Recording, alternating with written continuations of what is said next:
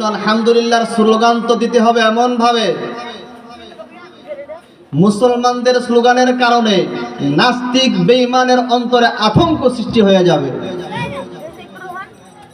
কারণ বাংলার জমিনে এক শাহজালাল রহমাতুল্লাহি আলাইহি নাই, শাহজালাল রহমাতুল্লাহি আলাইহির মতো হাজারো লক্ষ শাহজালাল বাংলার জমিনে আছে না নাই?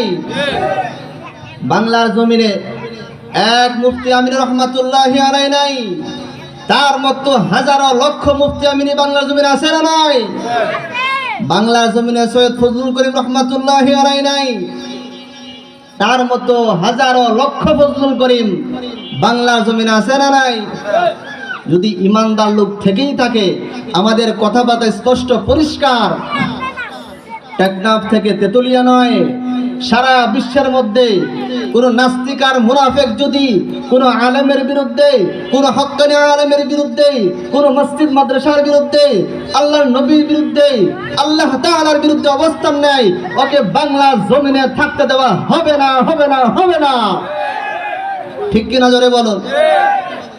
এই জন্য আমাদের আলহামদুলিল্লাহর স্লোগান, আল্লাহু আকবারের স্লোগান তো হবে এমন এক আল্লাহু আকবার ধ্বনিতে আশেপাশের শয়তান সব পালাতে বাধ্য হবে ইনশাআল্লাহ।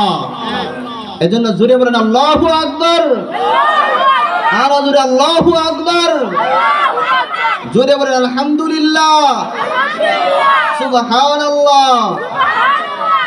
আল্লাহ কবুল করুন।